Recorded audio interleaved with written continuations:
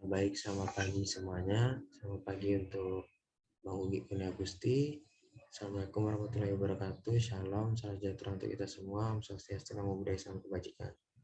Baik, di sini saya akan mempresentasikan paper hasil dari yang saya olah itu untuk penilaian dari UAS Pemodelan Geologi dengan judul Analysis of Hydrocarbon Prospect with Seismic Fascia South Sumatra Basin in Talang Akar Formation. Baik, pertama-tama di sini itu saya akan menjelaskan mengenai Talang Akar Formation. Talang Akar Formation ini sendiri salah satu formasi yang berada di South Sumatra Basin.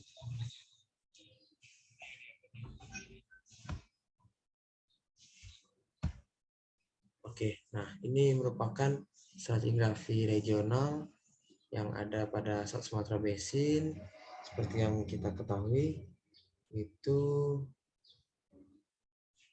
terdapat formasi-formasi seperti formasi Batu Raja, formasi Lemat, dan juga formasi lainnya. Untuk urutan-urutan pengendapannya sendiri dapat dilihat pada slide berikut ini. Oke. Next, ini merupakan hasil dari pengolahan data yang ada pada paper saya. Untuk metodologi penelitian ini sendiri dilakukan dengan menggunakan data serbuk bor, inti bor atau inti batuan sampling yang dianalisis menggunakan LECO atau alat penganalisis karbon. Nah, itu untuk mendapatkan nilai dari rock eval dan reflektansi vitrinitnya. Nah, selain data-data tersebut juga seperti yang ada pada judul itu menggunakan data seismik. Namun untuk paper yang saya buat kali ini dan juga presentasinya itu untuk data seismiknya masih belum dapat ditampilkan karena belum mendapatkan izin dari yang mengolah dan menganalisa paper sebelumnya. Jadi di sini saya hanya akan menyebutkan hasil dari paper tersebut. Nah, selanjutnya pada formasi talang akar juga terindikasi berada pada fase terjadinya pembentukan hidrokarbon, sehingga berpotensi sangat baik sebagai batuan induk menghasilkan hidrokarbon. Berdasarkan hasil analisis pirolisis rock eval menunjukkan sampel batuan induk berada pada tahap belum matang sampai dengan terlalu matang secara termal dengan nilai indeks produksi sekitar 0,02 sampai 4,25. Berdasarkan nilai TOC-nya yang mengindikasikan ada potensi yang sedikit sampai sangat baik untuk menjadi batuan induk yang berpotensi menghasilkan hidrokarbon. Nilai TOC yang berada pada formasi talang akar ini berkisar 0,67% sampai 52,92%. Ketika nilai TOC dikombinasikan dengan nilai indeks hidrogennya, pada sumur Cn4 kemungkinan besar sampel batuan induk ini berpotensi sebagai penghasil hidrokarbon gas.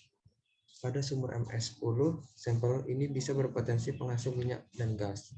Pada sumur BKT199, sampel batuan induk ini sangat berpotensi sebagai penghasil minyak dan gas. Sedangkan sampel dari sumur SN1 hanya berupa batu bara. Nah, hal ini juga dapat dilihat pada hasil dari plot silang indeks hidrogen terhadap karbon organik total. Analisis nilai karbon organik total terhadap potensi hidrokarbon pada sampel dari sumur JN4 didapatkan tingkat kekayaan material dan potensial hidrokarbonnya mulai dari sangat baik sampai istimewa.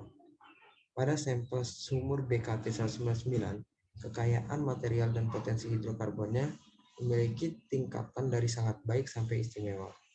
Pada sumur PBL3 memiliki potensi yang baik.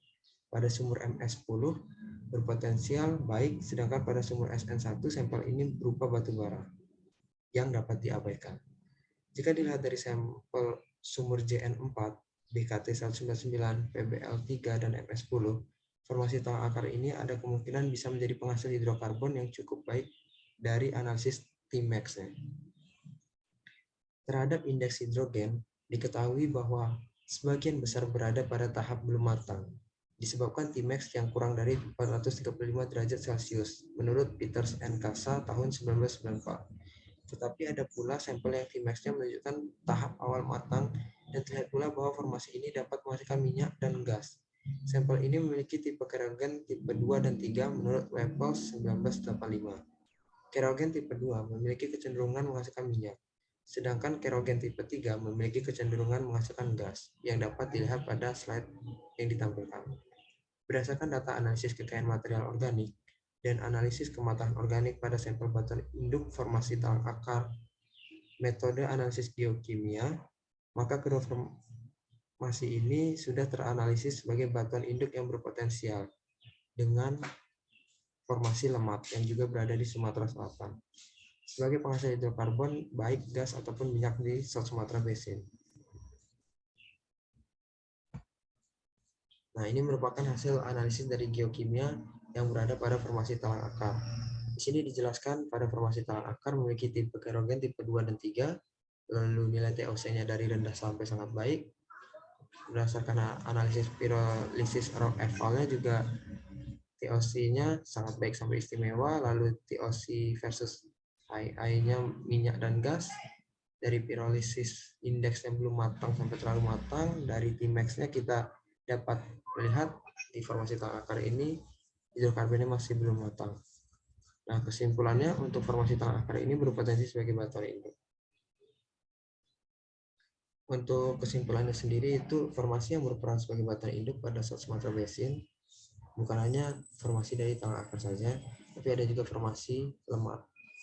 Tetapi yang seperti kita ketahui, untuk yang di-highlight pada South Sumatra Basin ini sendiri ialah formasi talang akar. Dikarenakan berdasarkan analisis geokimia, analisis hidrokarbon dan juga slot silang tipe kerogen yang dimiliki pada formasi talang akar ini menunjukkan bahwa kandungan yang dimiliki di formasi talang akar ini sangat kaya gitu hidrokarbonnya, baik yang menghasilkan minyak maupun gas. Dan juga tadi ada batu bara tapi di sini kita abaikan.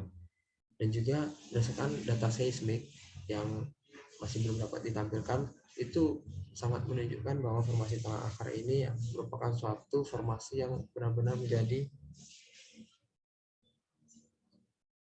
reservoir dari hidrokarbon itu sendiri. Karena adanya jebakan stratigrafi dan juga struktur pada formasi talang akar ini. Oke, sekian presentasi mengenai UAS Pengenalan Geologi saya dengan judul Analisis Hidrokarbon